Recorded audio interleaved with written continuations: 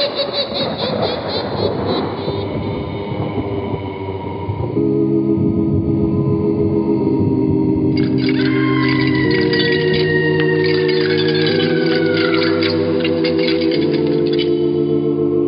Mysterious Old Radio Listening Society podcast.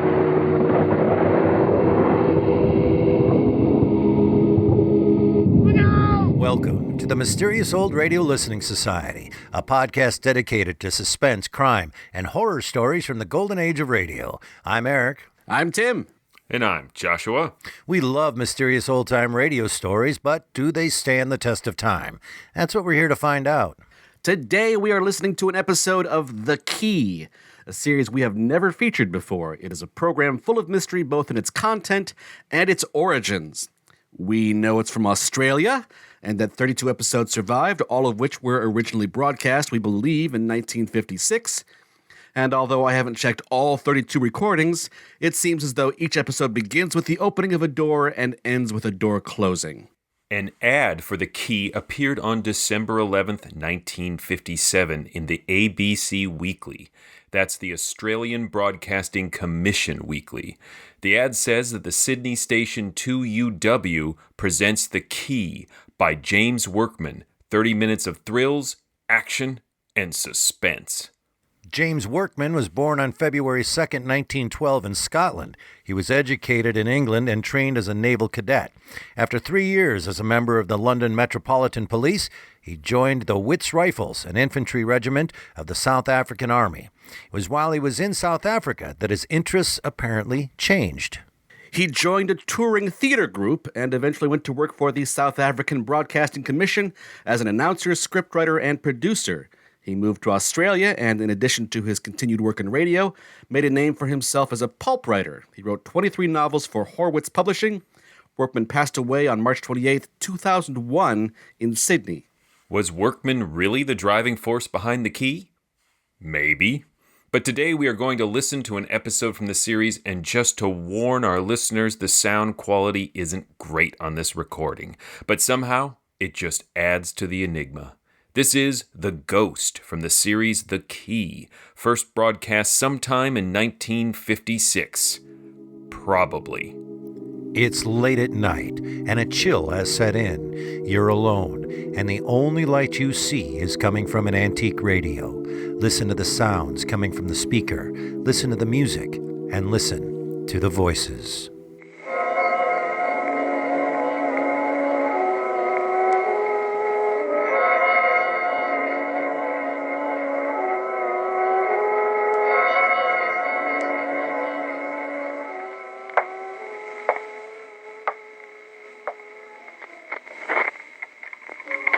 Every door has a key. There's a key to every situation. Behind every unopened door, there is a mystery. And the opening of this door introduces us to another in the series, The Key. And this is your room, Mr. Lanning. I hope you'll be comfortable. I'm sure I will be. We'll be eating in about an hour. I'll give you a call. Thank you. Did Elizabeth tell you our trouble, Mr. Lanning? Well, something about it. Do you think you can help us? Frankly, no, but I'll try. That's all we ask. We'll see you at dinner. Sure. And thanks again Well, for... don't thank me yet. Even an offer of help deserves thanks. Trouble, trouble, toil, and trouble.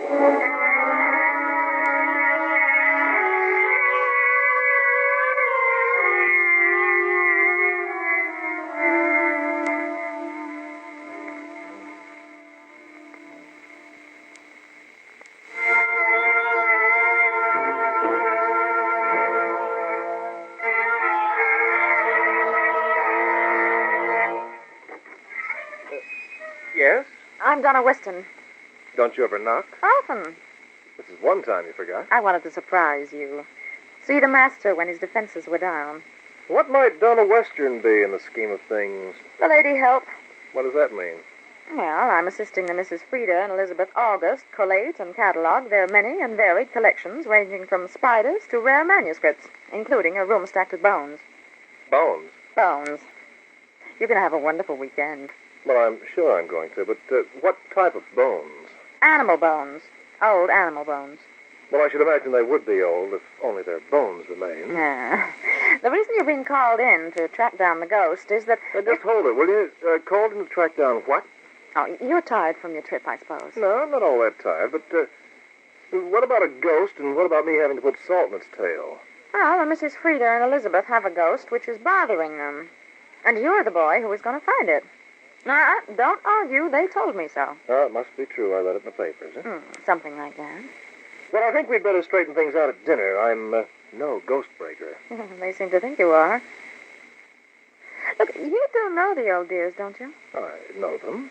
Well, would you tell me why you think you're here? Not for a pleasant weekend, I hope. I have something of a reputation as a puzzle expert. The master. I had a letter from Frida saying that something was bothering them. Would I come down here and spend the weekend and help work it out for them? It's bothering them, all right. Ghosts. And ghostly organ music and wailing dogs. Well, I can hardly wait. When does it start? Midnight? Oh, no. This ghost is non-union. He works any time, as long as it's a dark night.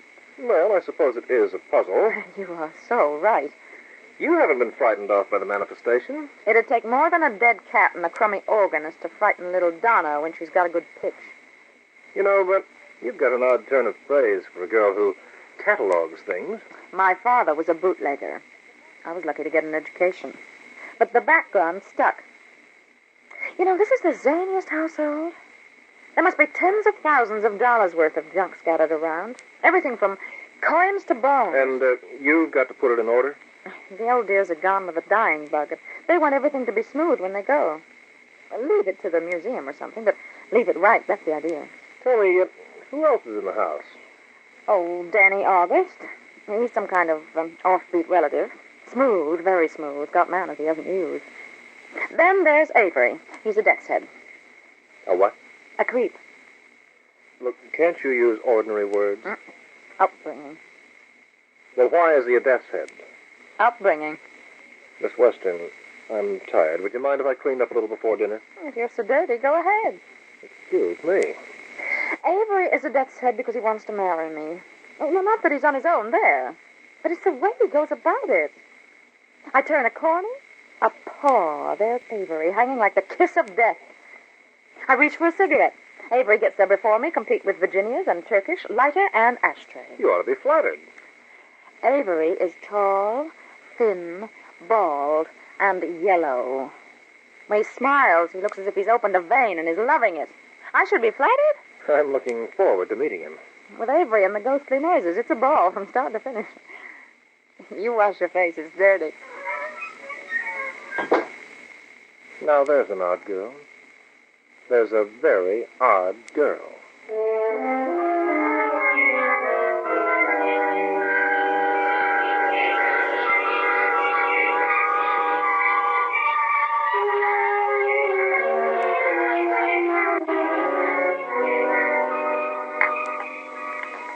Did you enjoy your meal, Kurt? Fine. Oh, yes, just fine. Please. Where's Elizabeth? She's not ill, I hope. Well, not really. Just a little poorly, what with all the upset we've had lately. She's not the strongest person, you know. Elizabeth and Charles Atlas. Who, dear? Charles Atlas. Oh, yes, of course. Don't you think it's about time you told me about your puzzle? Yes, I do. Oh, aren't you going to wait for the rest? Denny wouldn't want to miss anything. And I'm sure Avery could lend some good color to any talk on ghosts. Well, they're not here, so we'll have to go on without them. I think it's unpardonable of them to miss dinner, what with a guest and all. Let's hear the story. Basically, it's very simple. Only basically.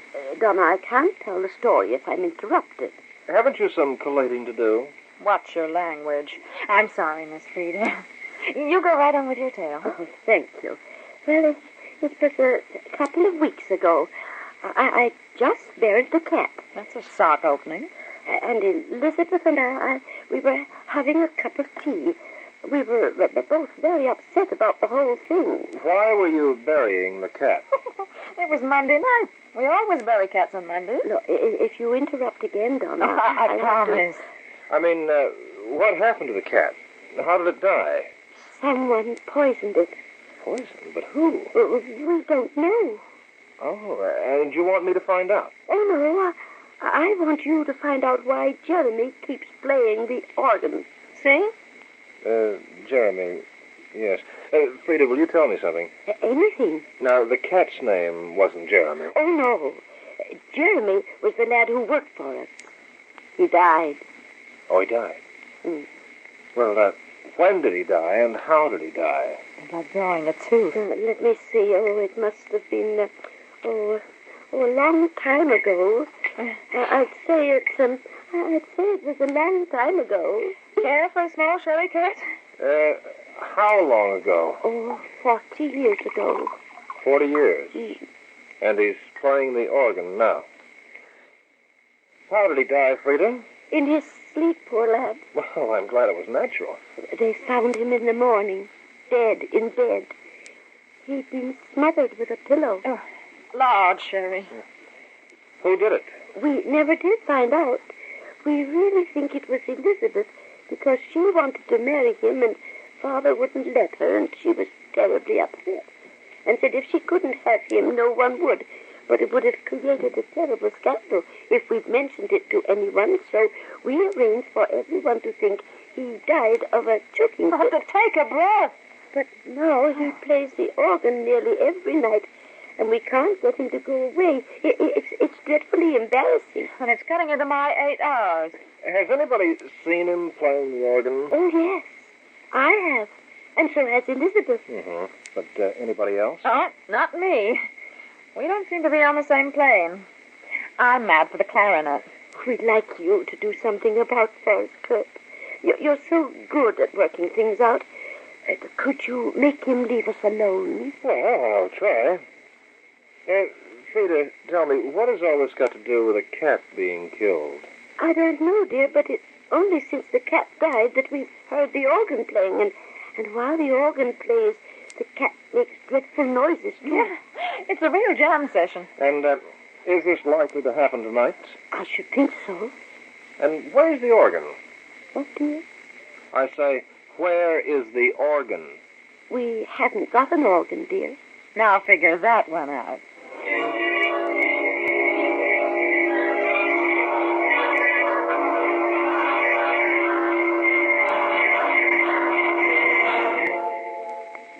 Feeling any better, Mr. Puzzle Man? Well, I do think Frida's a little off the beam. I don't think she's well. Huh, you think Frida's lost her marbles. Brother, wait till you see Elizabeth. And I had so much to do this weekend. Instead, you listen to an organ recital. And we don't have an organ. That's doing it the hard way. Are you sure you've heard it? Brownie's honor. But it must be a recording. Well, someone's just started a pickup. There it goes. It's playing, Kirk. Yeah, so I hear. Now, Frida, tell me this. How can you see somebody playing an organ that doesn't really exist? Well, it just appears. They're anywhere in the house. On the top landing, mostly. Listen to it, Kurt. He's listening. It worries me. Worries you? It's ghastly.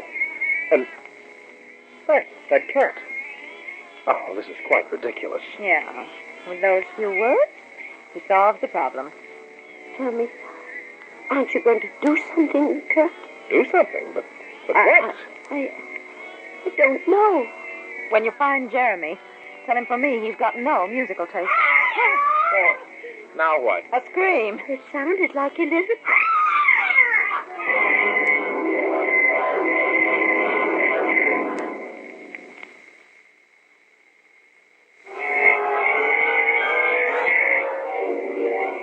Elizabeth, are you all right? Elizabeth. Mother McCree, look at her face. She's all scratched. Just like... Yeah, just like a cat scratch. Get water and bandages. And a shot of brandy. She's out cold. Elizabeth. Elizabeth. Please, dear, don't die or anything, will you? She'll be all right. Just sit down. She's all I've got. Please don't die, Elizabeth. She's not going to die. What's going on here? Who are you? Avery, she's going to die. I'm Kurt Lanning. Miss Elizabeth has had an accident. Obviously. Out of the way, Bo Brummel, I'm coming through. Here, this is for you, Miss Frida. Let it down. Oh, please don't, Jeremy. I didn't mean to. No, please, please don't. Will you fix her up as best you can? I'm going to find a doctor.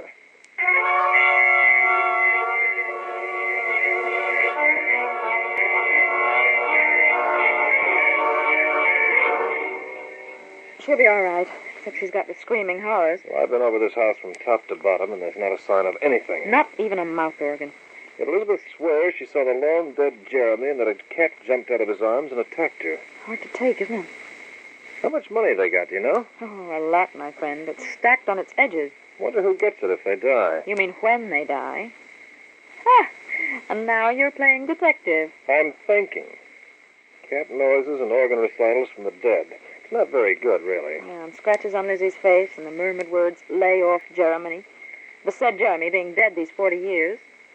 Well, for a start, I don't believe in ghosts. Ghost people or ghost animals. Hurrah! So I've got to assume that someone's trying to frighten the wits out of the old ladies. And succeeding very nicely all around. It couldn't be you. I haven't the brains, the motive, nor the inclination. So it's either Avery or the other one. Denny. Wonder where he is. Don't look at me.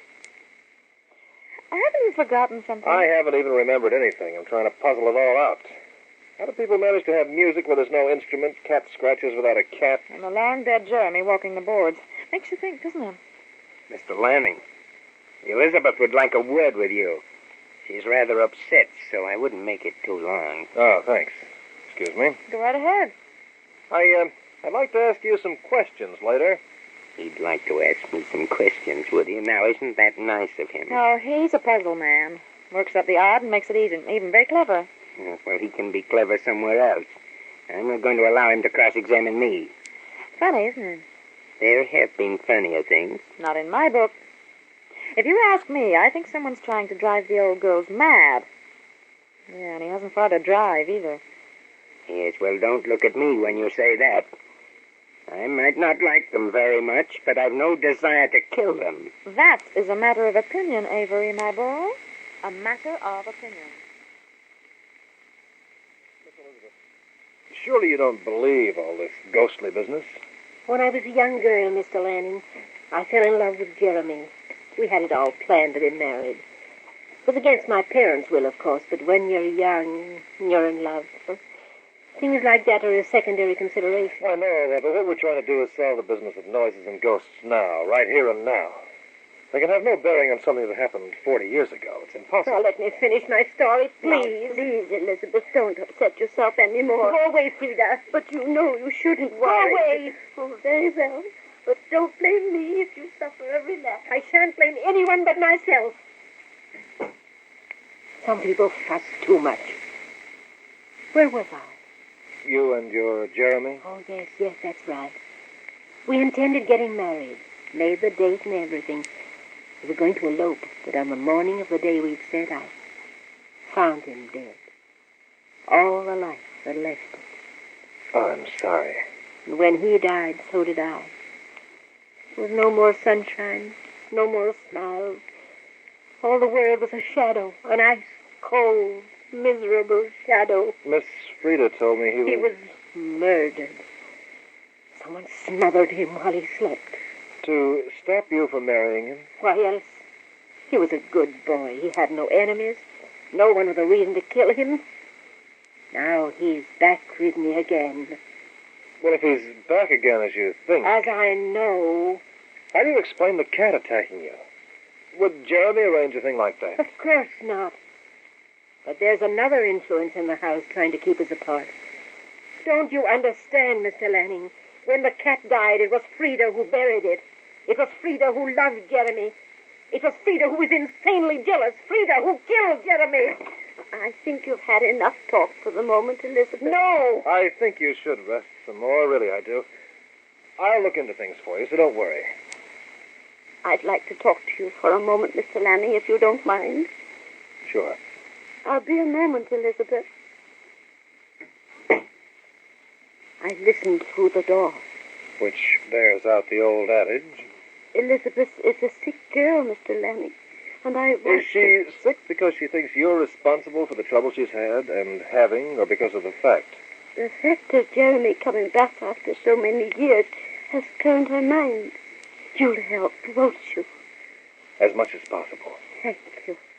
I'm sure if you can find a way of talking to Jeremy, you can convince him he should leave us alone. It's such a long time ago. Such a long, long time.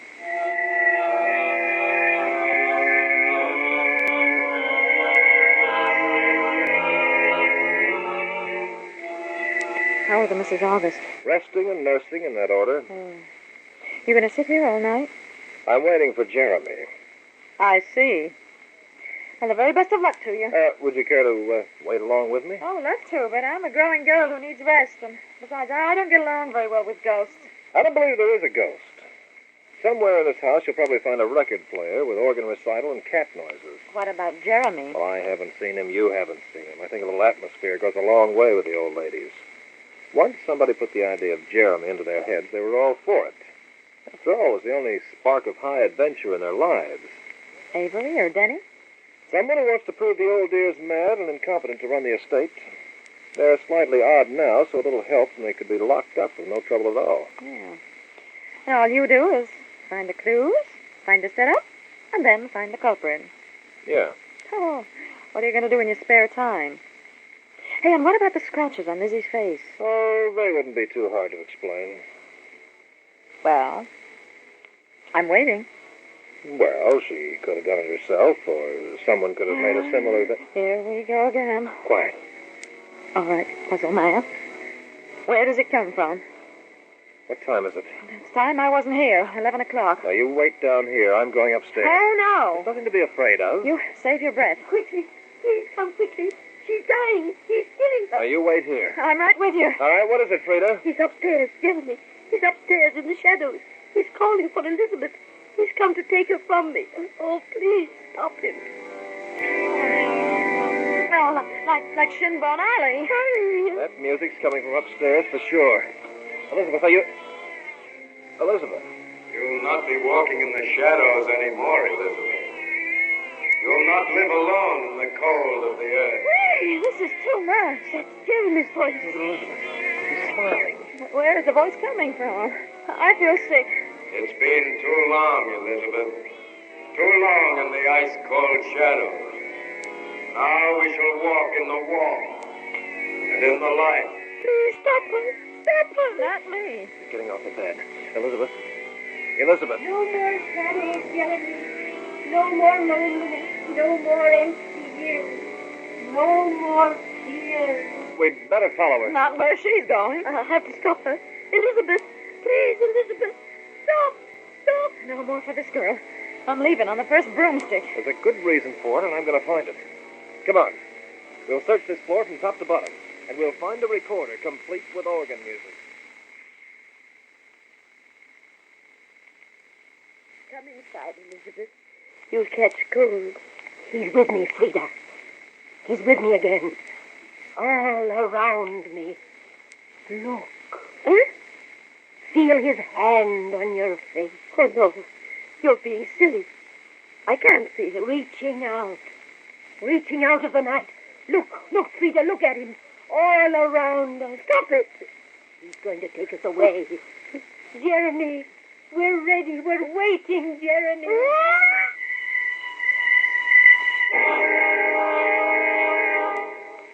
Elizabeth, can you hear me? Yes. Yes, I can hear you. Are you feeling better? Much better, thank you. Is Frida, is she all right? I'm sorry. Dead. Her heart gave out. Oh, dear. Oh, dear. Dear, so long together.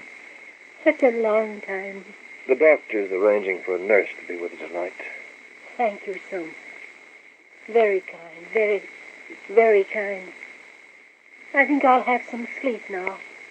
Very kind indeed. Such a shame. Such a shame.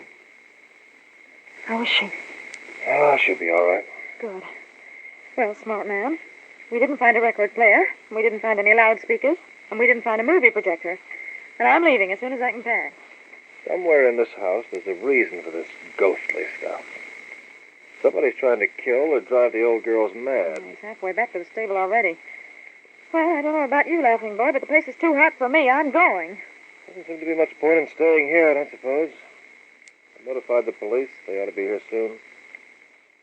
I'm not the best puzzle man, after all.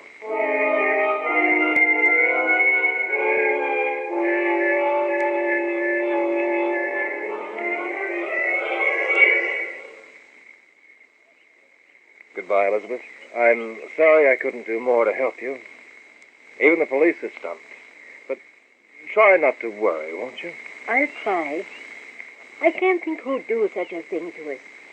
The only thing I can think is that I really did hear Jeremy. But that's impossible, isn't it? Goodbye, Donna, and thank you.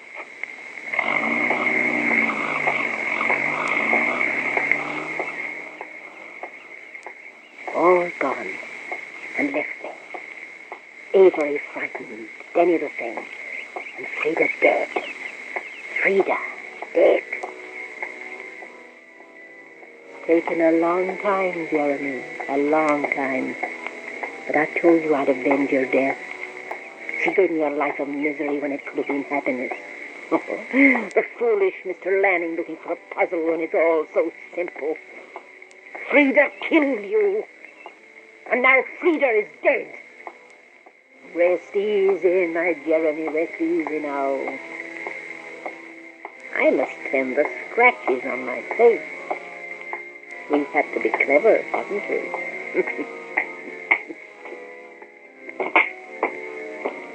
Poor Mr. Lanning. Looking for a puzzle when it was so simple.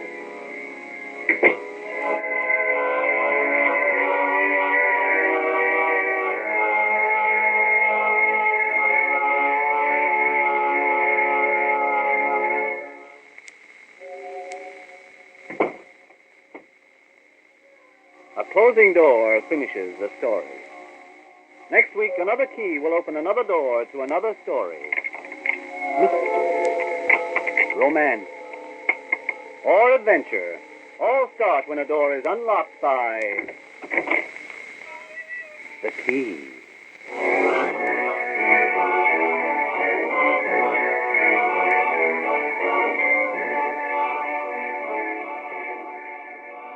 That was The Ghost from The Key, here on the Mysterious Old Radio Listening Society podcast. Once again, I'm Eric.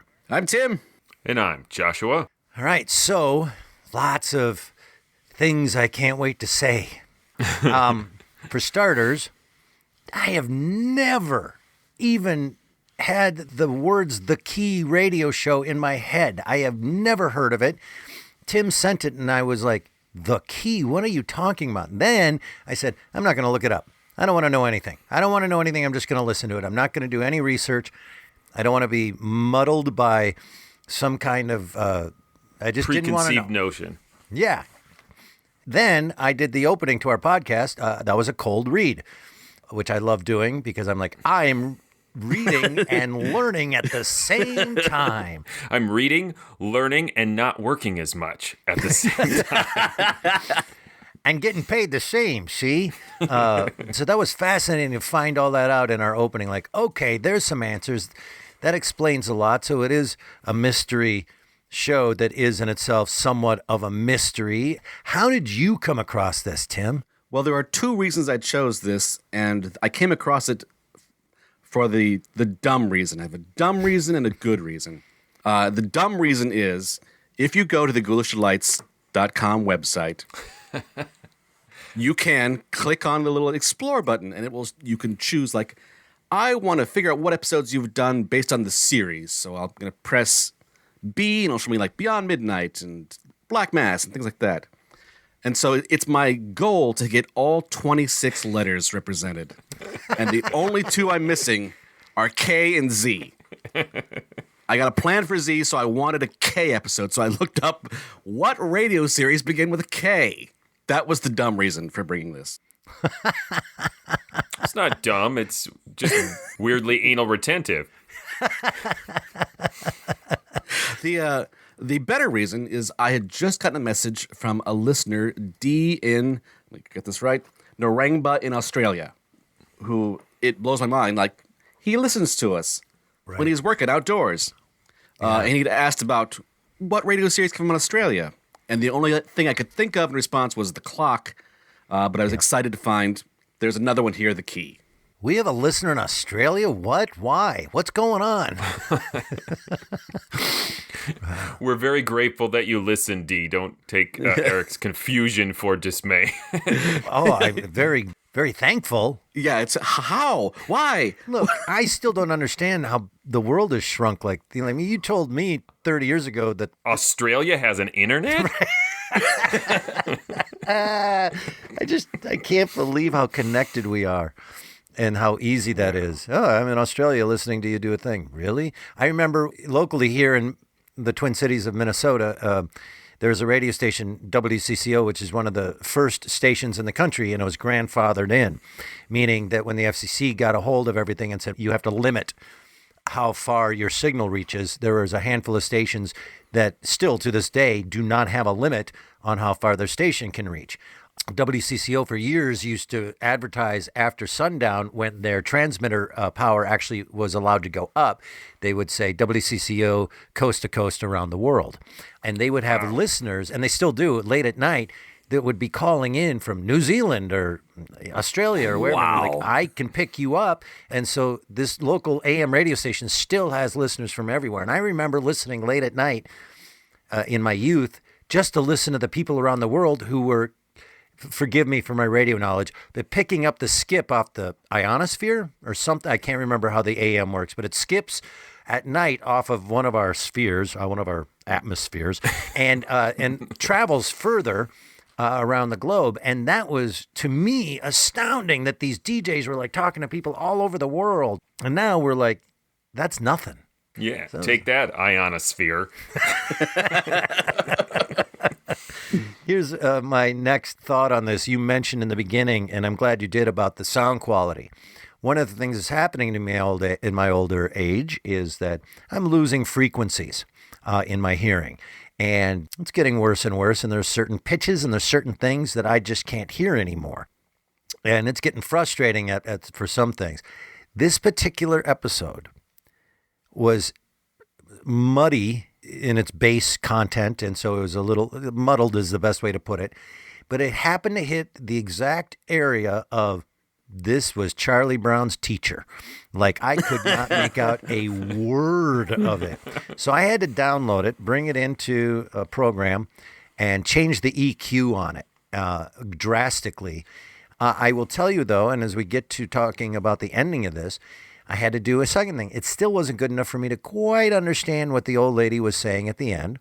So I took the program into another program that I have that actually takes audio and turns it into text. As you know, I've used that for some of our scripts and stuff, and it's not accurate 100%, but it can be helpful. So I was like, okay, now I can at least read along with what this, whatever that's called, the translation program that I use. And it turns out that the translation program was just as confused because it said, happy jelly bean fun time from the earth. Yep, that was it. Word perfect. So we're going to get to a point where I'm going to say, this is what I think she was saying after they left. Because my ears couldn't understand it, nor could the translator writer thing do anything with it. So let's just start there. What happened?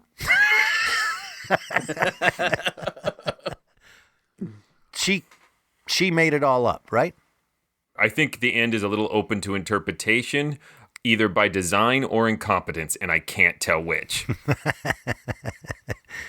I don't know that she specifically overtly says, I faked the ghost. I think there was an implication there, but she is speaking to his Jeremy. Yes. Yes. The least scariest ghost name ever. Jeremy. Until he speaks in class. That's all I can think of. Yeah. That her sister, who was now dead, had killed Jeremy, and this was her revenge. Yeah, I think I caught that, yeah. So she made all this up to drive her crazy and then scratched her face. I don't think there's any evidence that she made up the ghost, because there's so much time and energy spent in the first half of the script that there are no records to be found. There's not a projector. There are no speakers. And she laughs at him because the puzzle master was trying to figure it out and it was so simple. And I think the simplest solution, Occam's razor says, if you're seeing a ghost and you can't find anything that is in the house to fake it, it must be a ghost. So that's what I thought they were attempting to imply at the end. Yes, but they don't overtly say that either. No, they don't. And that's why I was on the fence on whether it was sloppy writing or clever writing. Having heard several other episodes, I think it might be the former. Ah. But I don't want to disparage this show too much because I think it's damning with faint praise to say it's good. It's just not like suspense or escape good. You're always such an apologist for the Australians. Well, now that I got that straight, which I still don't, apparently it didn't matter if I understood it or not because nobody knows. There's a weird thing to not explain the guy very well. And I'm waiting to have Joshua say to me, no, that's really cool. He's a puzzle master, and I wanted more information. Like, what do you mean you're a puzzle? How did she find you? Why would she turn to you? Where did you come from? Eric, get out your diary. You're going to want to write this down. I agree with you. Yay! Dear diary, it finally happened. I'm not insane. Well, from my point of view, there's a way I could look at it and enjoy it because it is a little perplexing, a little puzzling.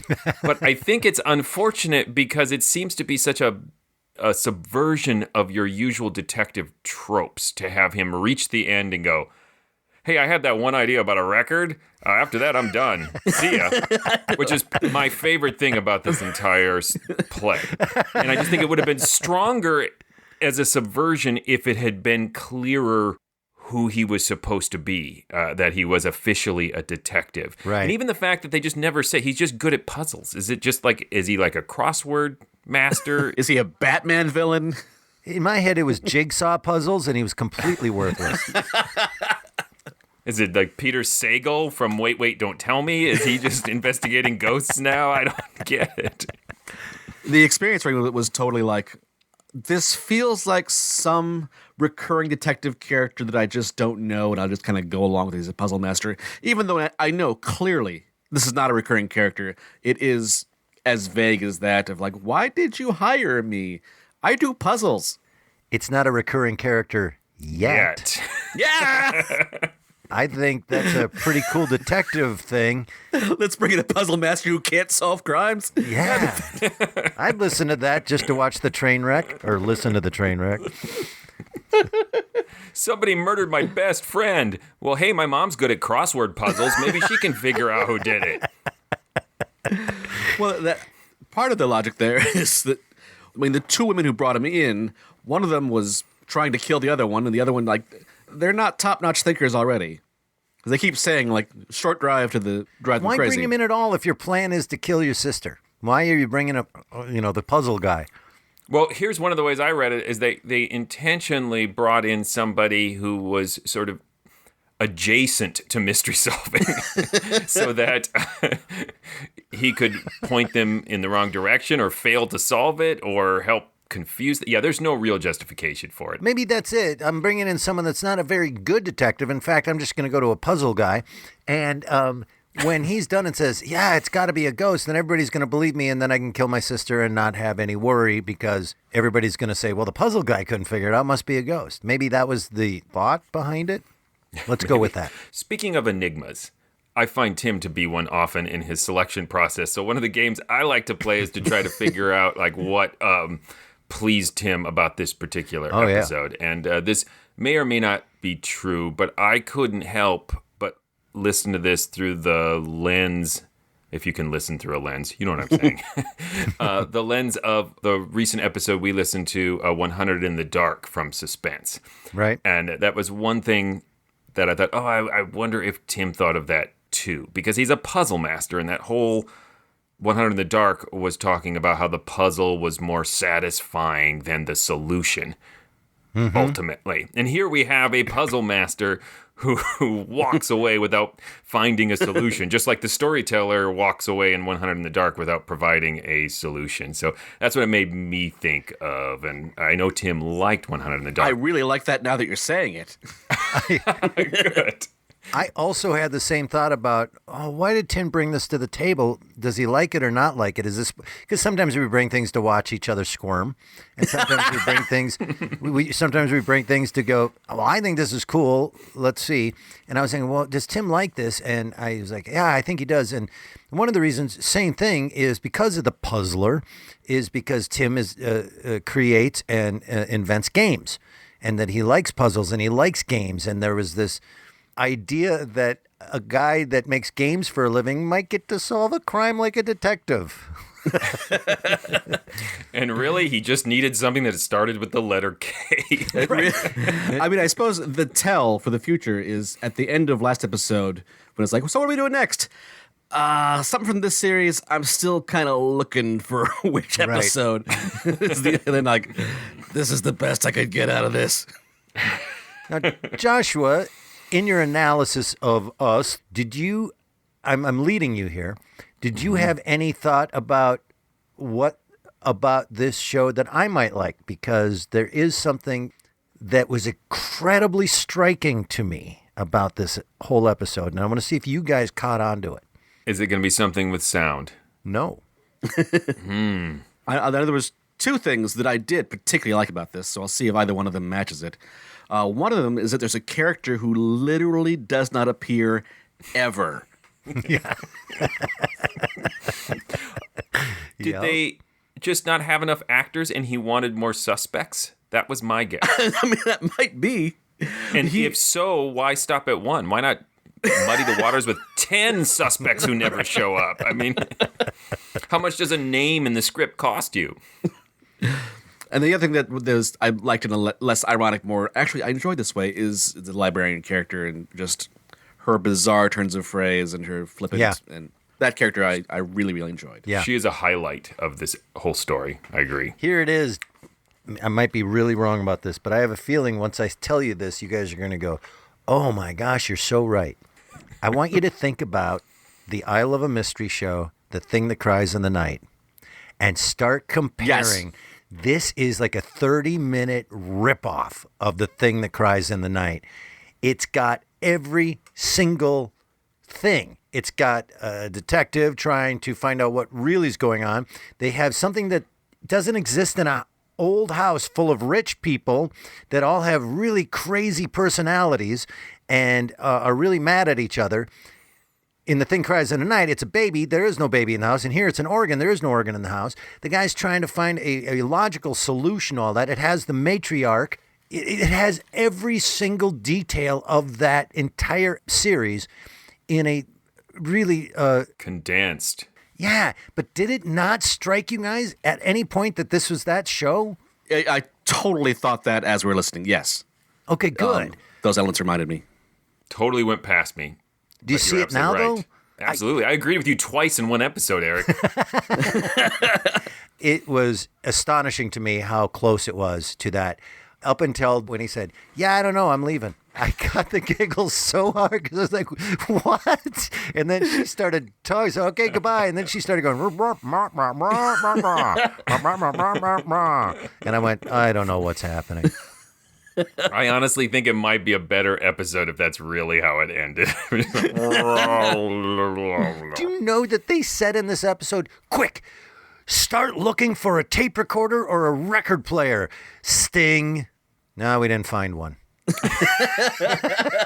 They literally did that. Like, led us right down the path. Good, we're going to find out what's going on. And then, no, that wasn't a thing. Anybody else? No, I'm going home. Okay.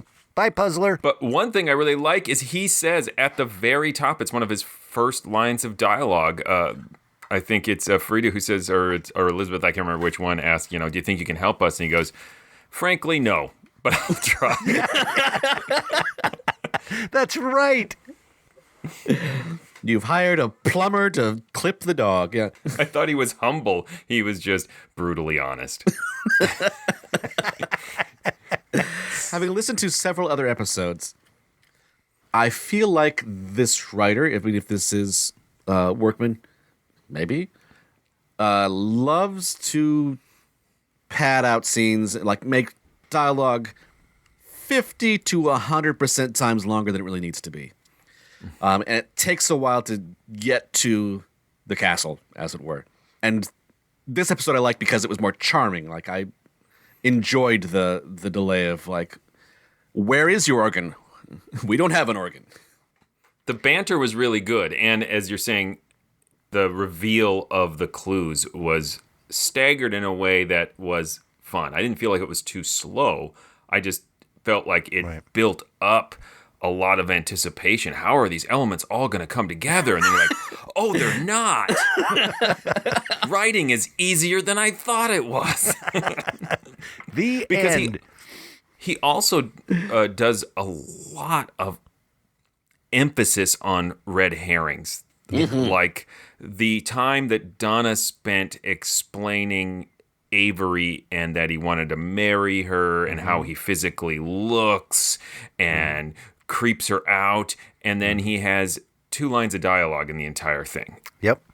And I couldn't quite tell why he was there. A red herring. A really obvious, terrible red herring.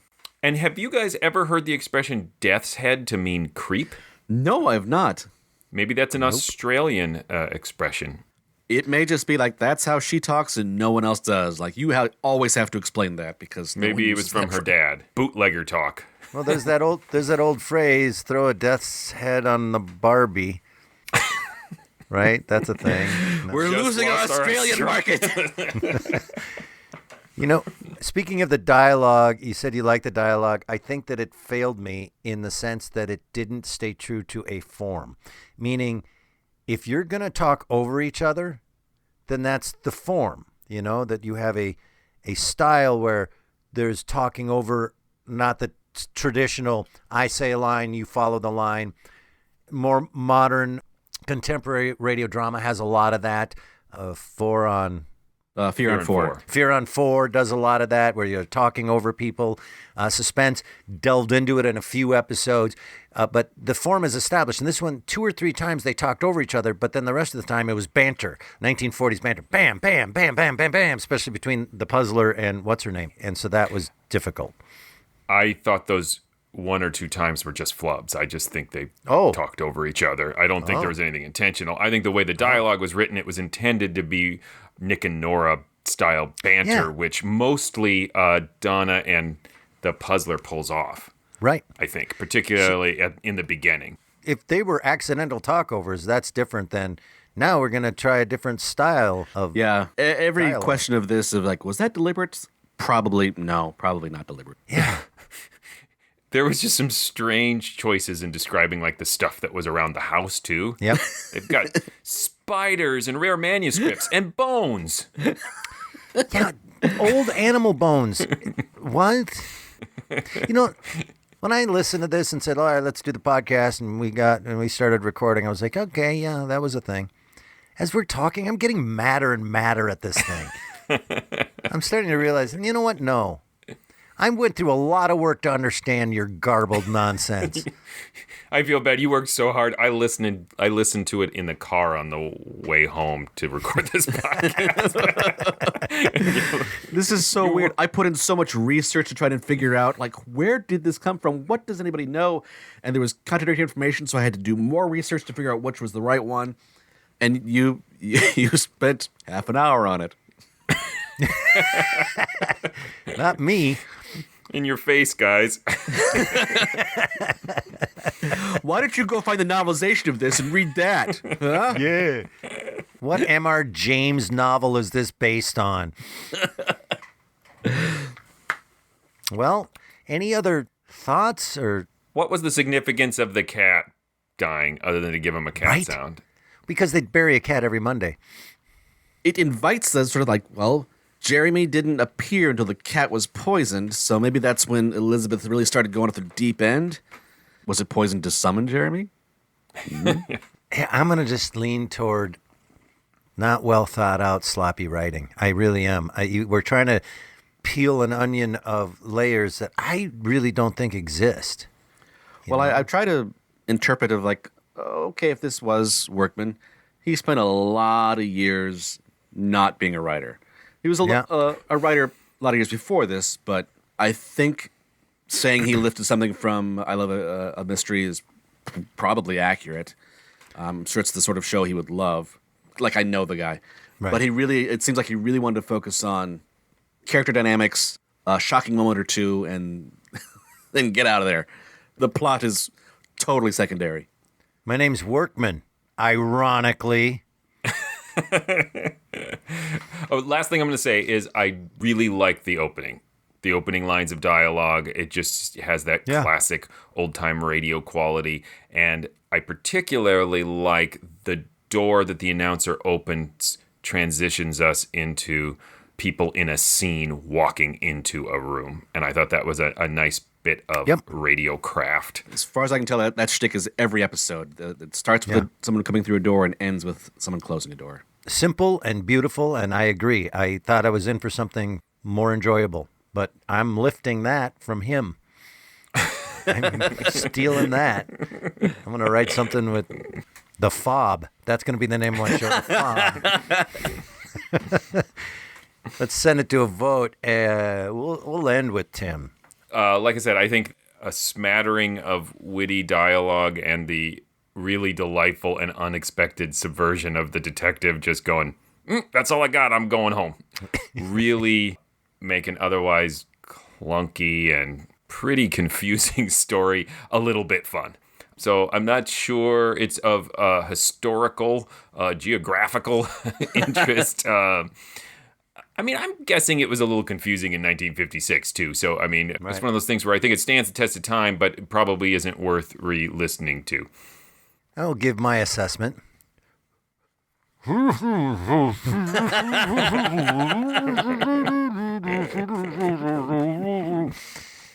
Puzzler. It doesn't stand the test of time. It's not well written. It was hard to listen to. It was more work than I needed. I have way too much on my list to put this on my list to give it another chance, maybe years from now when we run out of radio shows. So way to take whatever many episodes of The Thing That Cries in the Night and condense it into a half an hour of garbage. How's that? I'm going to be largely agreeing with Joshua there. I think it stands the test of time in that the things that are fun about it are still fun, and the things that are terrible about it were terrible at the time. It made me appreciate that a lot of what we listen to is the best of the best of 25 years of radio, and this has good parts but doesn't hold together. And yes, the detective just like, well, I'm not really a detective. I told you that before I got here. I told you again when I got here. And now I'm telling you a third time. And he left with that girl too, didn't he? Yeah. So he got something out of the deal. Probably a bunch of bones, some spiders maybe. Certainly a fascinating insight into radio that we don't very often get to hear, of like things that didn't necessarily survive in popular consciousness. All right. There you have it. Tim, tell him stuff. Hey, go visit ghoulishdelights.com, home of this podcast. You know, if you click on the Explore button, there's an option to search through our episodes by the title of the series. And right now, 25 out of 26 letters are there. I would still avoid K. You will also find you can leave messages, you can send us messages, you can leave comments, you can vote in polls.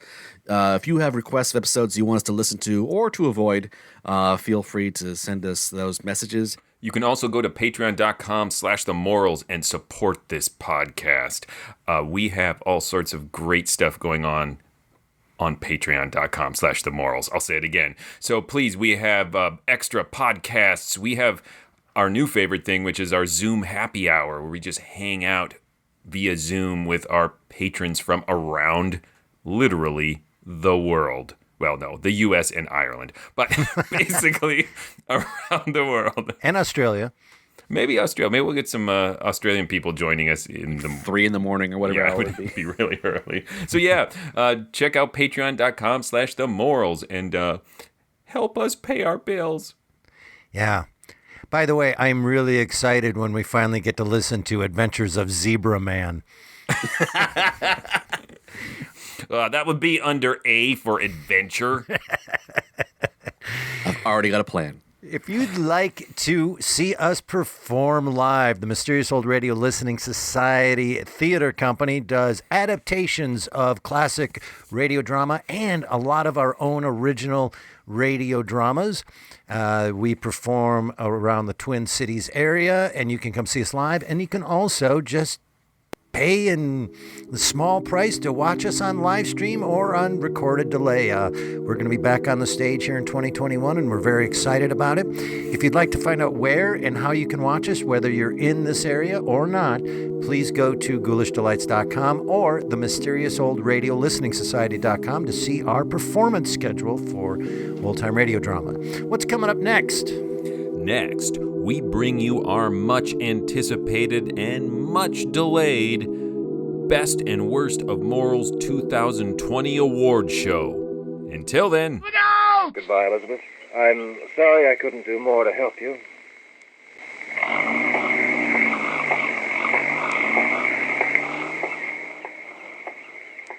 Oh, God.